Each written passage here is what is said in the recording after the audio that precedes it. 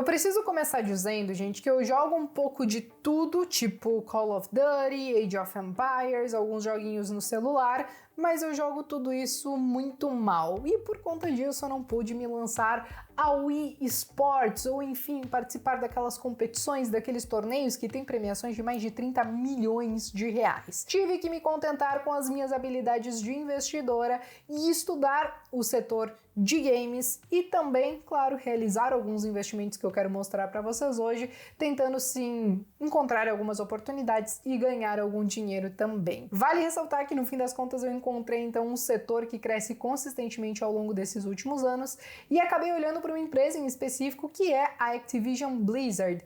Ela surgiu aí através de uma fusão das já existentes Activision e Blizzard, tudo isso aconteceu lá em 2008 e assim a gente teve o resultado de uma das maiores produtoras, desenvolvedoras e distribuidoras de games que a gente tem na atualidade e que emplacaram diversos sucessos. Provavelmente você já ouviu falar em Call of Duty e Candy Crush também. Pois é, mas a gente não se limita somente a isso, tem vários outros títulos, como vocês podem ver aqui na tela, que contribuíram com certeza para o crescimento dessa empresa. Mas é claro que o crescimento dela vai muito de encontro com o que está acontecendo com o setor. Eu quero trazer alguns números para vocês hoje, que até mesmo você que talvez não joga nada, ou enfim, não está muito conectado com essa questão dos games, vai acabar achando interessante e vai ficar com uma pulga atrás da orelha, ao ponto de talvez pesquisar um pouquinho mais depois e entender se realmente tem alguma oportunidade aí dentro do setor. Mas antes da gente trazer esses números, trazer toda essa parte qualitativa, seja da Activision, seja do setor como um todo, eu já quero pedir para vocês se inscreverem aqui no canal, deixarem o like de vocês, me acompanharem até o final do vídeo. E sim, se você é uma das pessoas que iria perguntar se vale a pena investir em ETFs voltado a essa indústria de games, como Expo, Nerd, Hero, sim, vale a pena, gente. Tanto que eu já fiz um episódio exclusivo dos Sardinhas do Caribe para falar sobre isso, que é o meu podcast, e eu até quero deixar como sugestão para vocês, vou deixar aqui embaixo na descrição, mas aqui em cima também, para que vocês, depois que acabar esse vídeo, assistam esse outro também como sugestão, beleza? Bom, pessoal, eu quero começar falando então sobre a própria Activision, já expliquei para vocês basicamente qual é o core business dela, né, uma das principais maneiras que ela tem de ganhar dinheiro, e aí vamos falar de alguns números que eu considero que sim, são bem interessantes. No primeiro trimestre de 2021, porque sim, ela já entregou resultado agora em maio que passou, ela simplesmente entregou um lucro líquido 16% maior do que o mesmo período do ano anterior, ficando com o resultado de 2,1 bilhões de dólares. Só que eu acho que esse número, assim, ele nem é tão relevante. Eu acho que mais importante do que isso é a gente entender a parte qualitativa que a empresa está fazendo e também olhar alguns números para entender como ela cresceu ao longo desses últimos anos. E aí que eu quero trazer aí o crescimento composto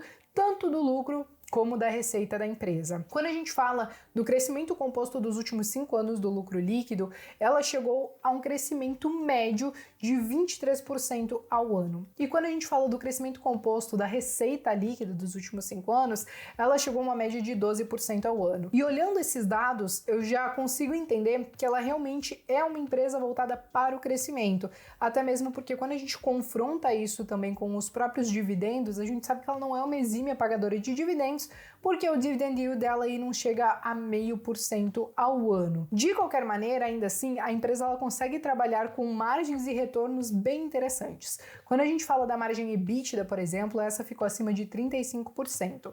E quando a gente fala do ROI, esse ROI, ele acabou ficando então acima da média do mercado, porque ela ficou aí com 15%, quase 16%, enquanto a média do mercado é de 13%. Agora, voltando um pouquinho ainda falando da receita, cabe ressaltar o seguinte, tá? Ela já entregou aí o primeiro resultado, né, desse ano, do primeiro trimestre de 2021, mas já tem um guidance aí estimando que até o final de 2021 ela deve ter um faturamento líquido total, uma receita líquida total, na verdade, de 8,6 milhões de dólares, o que é um número bem relevante, mas claro, também muito em linha com o que ela já fez no ano passado. Agora, todos esses números, gente, eles existem um porquê por trás disso, né? Claro que existe a própria empresa, que como eu falei para vocês, ela emplacou diversos sucessos, mas também existe todo um movimento que está acontecendo com a indústria de games e que no fim das contas me levaram a investir nela também, né? Quando a gente fala de crescimento do setor, ao longo dos últimos anos, de 2013 para cá, a média de crescimento era de 10% ao ano. Só que aí veio a pandemia no passado e aí o setor simplesmente teve um ponto fora da curva que cresceu 19%. Isso porque as pessoas ficaram mais restritas, ficaram mais em casa, com toda essa questão do fica em casa e tal,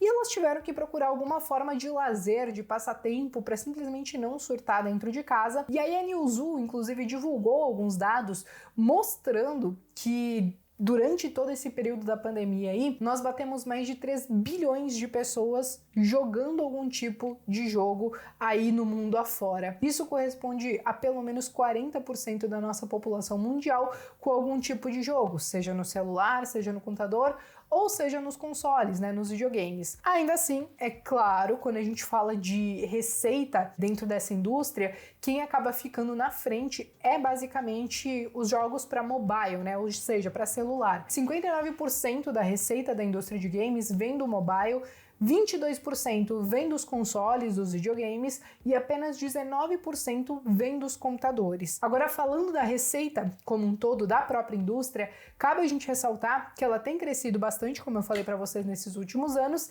e para esse ano de 2021, a estimativa é que ela chegue a 180 bilhões de dólares, o que é muito maior do que a indústria do cinema e da música juntas, que devem chegar aí a 74 bilhões de dólares. Essas três categorias, esses três setores, segmentos, eles são todos de entretenimento e lazer, mas os jogos como um todo nos últimos anos ganharam muita atração e devem continuar seguindo assim pelos próximos anos. E para corroborar com tudo isso, a própria Newzoo, ela acabou divulgando alguns dados e algumas expectativas de que até 2023 a indústria de games deve estar faturando mais de 200 bilhões de dólares por ano. Isso porque a indústria como um todo, e aqui a gente começa a falar da própria Activision também, elas encontraram um jeito de monetizar que super funciona para a empresa e também para o usuário, óbvio, né?